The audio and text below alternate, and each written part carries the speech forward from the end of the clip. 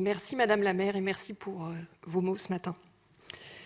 La force des hommages, encore ce matin, à la suite de sa disparition, démontre combien Marielle de Sarnez a marqué de son empreinte la vie politique et combien elle était unanimement respectée pour son travail, son talent et sa droiture. Marielle nous a quittés le 13 janvier dernier à l'issue d'un combat contre la maladie qu'elle a mené, entourée des siens, avec le courage et la pudeur qui n'ont cessé de la caractériser. Elle nous manque terriblement.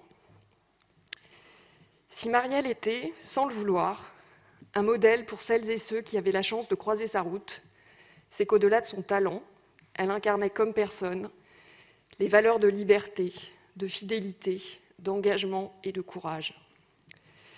Libre, Marielle l'était dans sa vie de femme comme dans la vie politique. S'étant battue pour choisir son destin, elle ne se laissait jamais enfermer dans une voie toute tracée.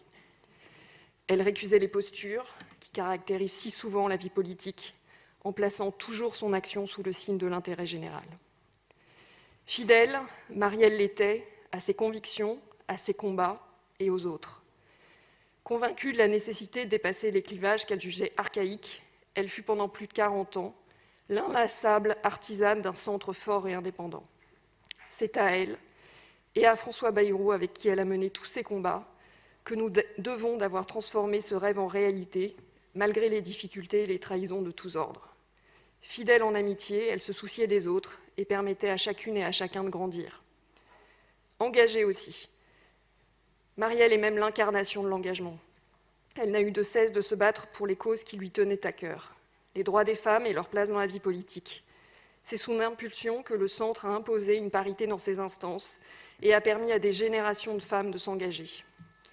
L'éducation également, elle qui considérait que la République devait garantir l'excellence de l'enseignement pour tous, quel que soit son parcours ou son origine sociale. Et puis engagée pour l'Union européenne. De ses débuts avec Simone Veil à la présidence de la Commission des Affaires étrangères de l'Assemblée nationale, au Parlement européen et comme ministre des Affaires européennes, elle n'a cessé de se battre pour l'idée européenne. Ardente défenseur d'une Europe plus protectrice pour ses peuples, mais aussi en dehors de ses frontières, elle œuvrait pour une Europe forte, pesant sur l'équilibre du monde.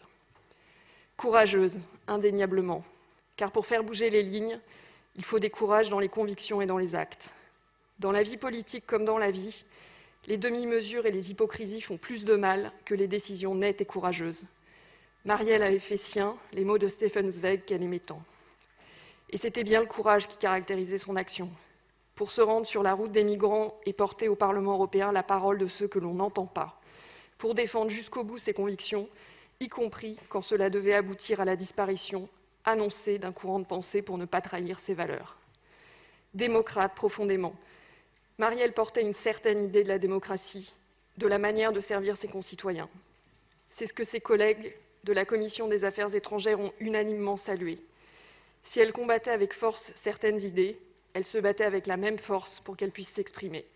Son mode de gouvernance, inspiré des travaux du Parlement européen, a d'ailleurs permis de revaloriser le travail parlementaire et de remettre au centre du jeu la prestigieuse Commission des Affaires étrangères. Marielle avait aussi Paris au cœur. Elle disait elle-même qu'elle était une fille de Paris.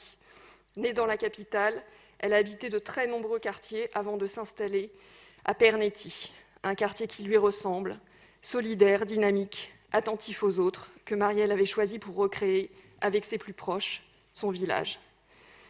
Marielle avait une relation intime avec la capitale qu'elle parcourait à pied, à un rythme que peu arrivaient à suivre.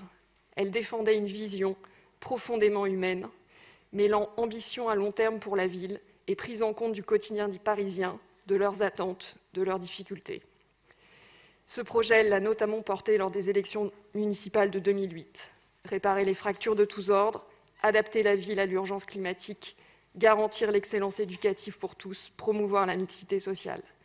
Marielle allait inlassablement à la rencontre des Parisiens, échangeait avec tous, y compris ceux qui ne partageaient pas son opinion, essayant de les convaincre, tout en respectant leur point de vue. Si le Centre et l'Union européenne lui doivent tant, Paris également. Et c'est la raison pour laquelle nous souhaitons que la ville puisse lui rendre hommage avec un projet qui ait du sens et corresponde à ses combats et à ses valeurs.